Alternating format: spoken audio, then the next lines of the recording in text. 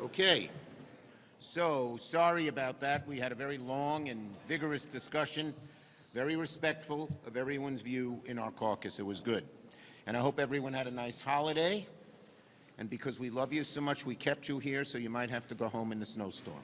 No, that's a joke. Terrible joke. Okay. I want to thank Senators Murray and Murphy and Smith for joining us. As 2024 kicks off, three things are true. First, a lot of work to do. We started with funding the government and working towards a national security supplemental.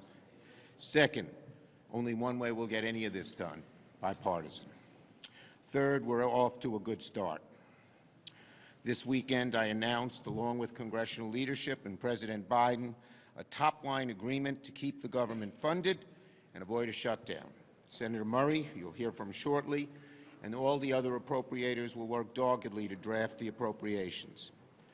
We have only 10 days until the first deadline. And the good news is I think all four appropriators, the four corners, Senator Murray, Senator Collins, Representative Granger, Representative DeLauro, want to get this done as fast as possible. Our goal is to roll up our sleeves and try to get this done, period. From the beginning, we had one goal in mind as Democrats: keep the non-defense level at $772.7 billion. That's the exact number that we agreed to in June last year when we avoided default. That was our North Star. We have not cut one nickel from that, despite the hard right's desire to bully us and bully their own caucus into cutting the number way back, which would never have gotten a majority of support in the House, let alone the Senate. We protected our vital priorities like housing programs, veterans benefits, health care, nutrition programs, small business support, and clean energy investments. We're very proud of that.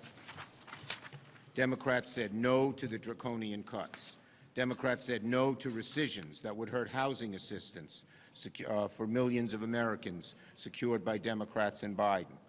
We said no to any changes that would alter the climate change benefits that we put into the IRA.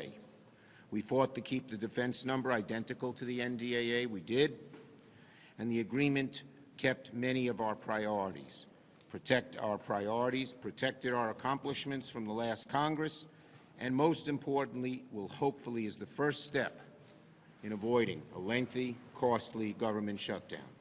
There's much more to do. Agreeing to a top-line number is important, but so is the next step in Patty Murray's capable hands, and that is translating the number into 12 appropriations bills that can pass the Senate, pass the House, and reach the President's desk. But if House Republicans bend to the whims of the hard right and corrode the appropriations process with poison pills and extremist proposals, then they will be responsible for moving us closer to a shutdown. Hakeem and I have agreed, no poison pills, and that's enforceable because the House will need Democrats to pass any bill, and the Democrats there will say no poison pills. One final point. This 30 or so group of hard right people, they think they can bully everybody, threaten everybody. They don't represent the American people.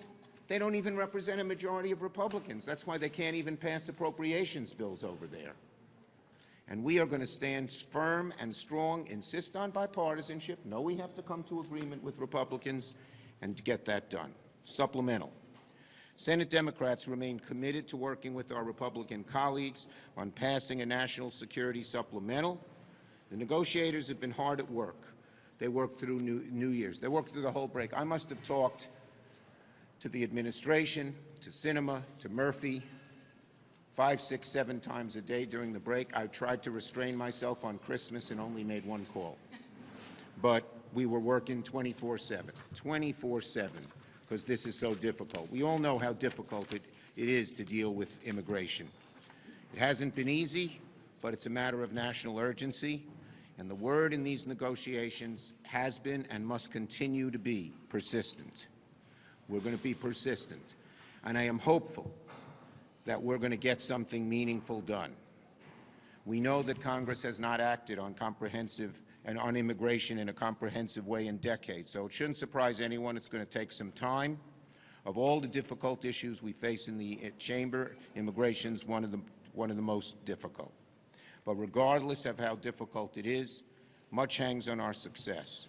The world is watching how the U.S. responds. Our friends are watching. I read from some Ukrainian colonel or officer that for every one salvo he can fire, the Russians can fire 5 back. We cannot let Ukraine down, and that's why we are just going to be persistent and persistent and persistent till we get it done. As I said, I am more hopeful today than I've ever been. We are closer today to an agreement. We're not there yet. There are a few outstanding issues, but we're closer to agreement than we have ever been. That's all good news. Patty.